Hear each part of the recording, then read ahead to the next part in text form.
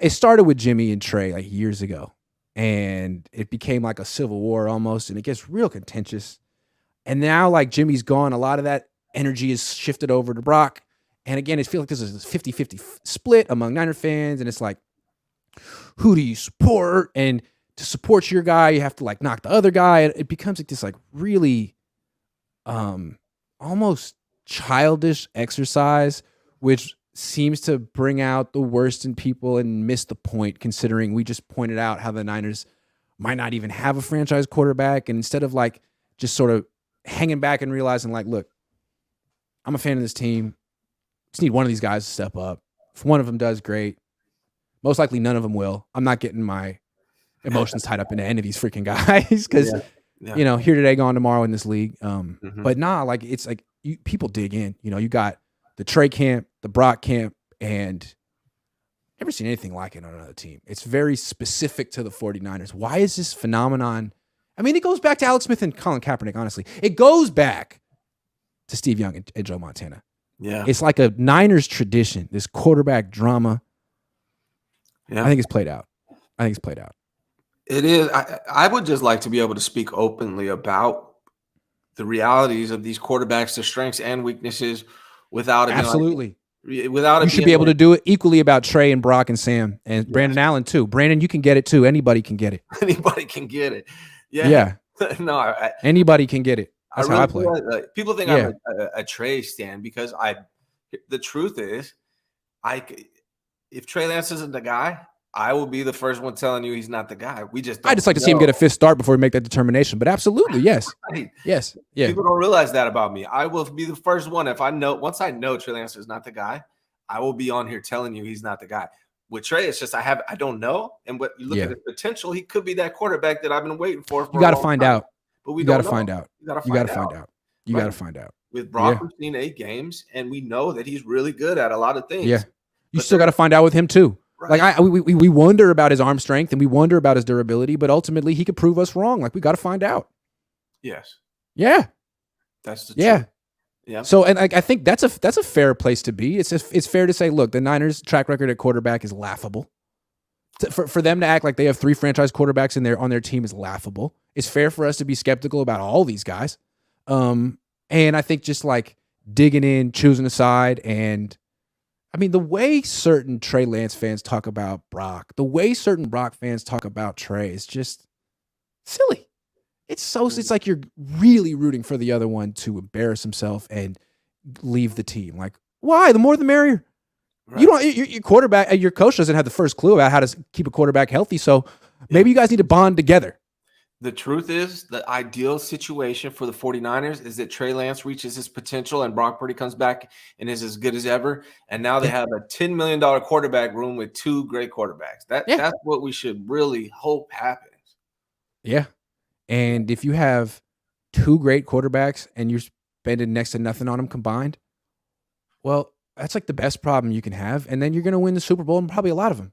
And then eventually you can trade one for like a bunch of first round picks. Like that's what all the fans want. But it's like so many fans are. It's not just that they hate Trey. It's like there's this nonstop Twitter dialogue, and then it comes over to YouTube, and everyone wants to argue and be right. You got Flav, he's leading the one side of the argument, and you respect it. It's like everyone's so invested in their arguments. I think they start to lose perspective. Like I just want to win, and so how do I win my argument? Well, I got to make the other quarterback seem like he's trash, and I got to make my quarterback seem like he's the best quarterback of all time. So all of a sudden, you get people making Brock Purdy sound like Joe Montana and people making Trey Lance sound like Tim Tebow. It's like, that's just an absurd distortion of reality just so you can win an argument, even though you're not winning it. It's like, that's a lot of nonsense. Yeah. Like someone says, Ryan, you're trying to play both sides of the fence.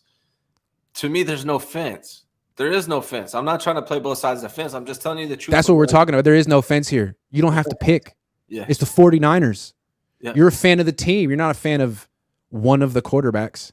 You could look at both quarterbacks and see both of their strengths and weaknesses. I feel like if Brock, like this is honest, like if Brock starts week 1, there's going to be a large section of the fan base that's going to be pissed and be watching the game like, and same if Trey's starting. It's like Brock should be out there. It's like, guys, chill. I think it'll work itself out. It's going to work itself out. Yeah.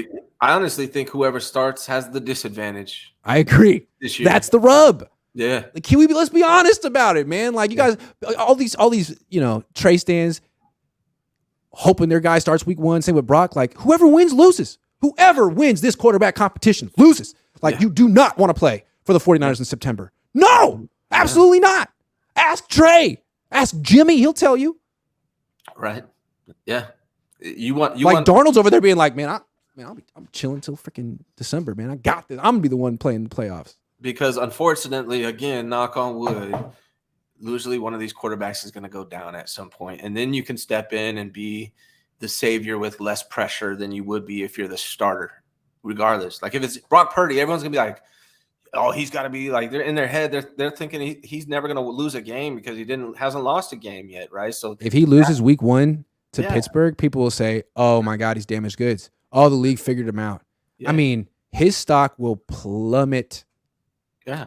So that's not good. No, and he's coming off elbow. Coming off elbow injury. You want to let him take his time and get all the way back.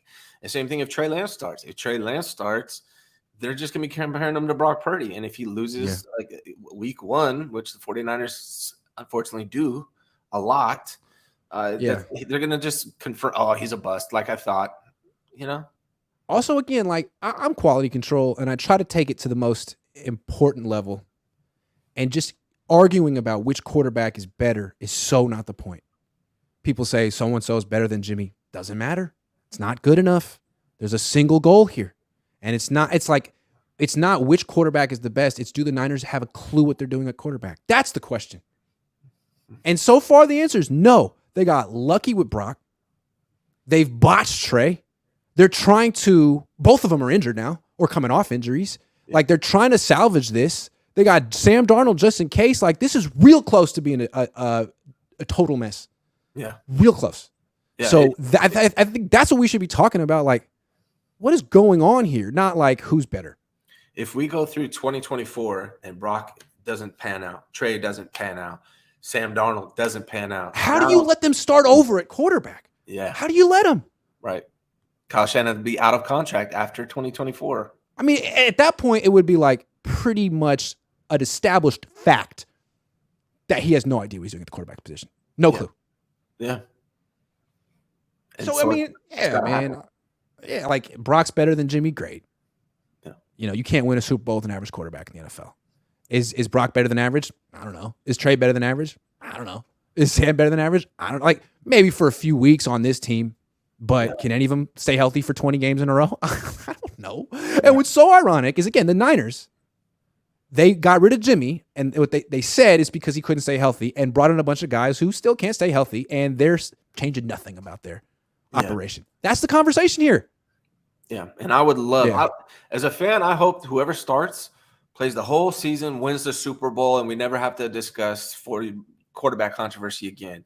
You know, I mean, I know that would make the offseason boring, but that's fine with me. As a fan, I'd prefer to have a boring offseason as a content creator than I would constantly arguing about the fucking quarterback position, which I've been doing for the last 2 decades. When was the last time we had an offseason like that? Cap after the Super Bowl? Probably. Yeah. Okay, so 10 years ago. Going in 14. 10 years ago. We're like, okay, we got Cap. Yeah. Wow. Going into 13, really.